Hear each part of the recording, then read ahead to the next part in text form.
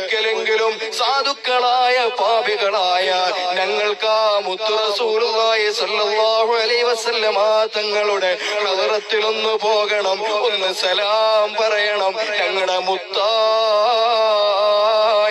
ത്വാഹ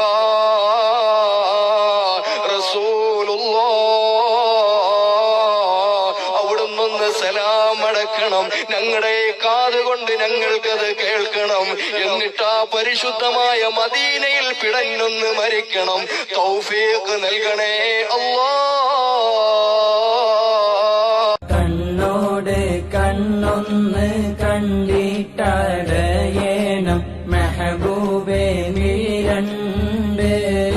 ആ കണ്ണാലെ കബറുള്ളിൽ ചെല്ലുമ്പോൾ ഇരുളെന്നെ മൂടില്ല. കണ്ണിൽ ആ നൂറുണ്ട്.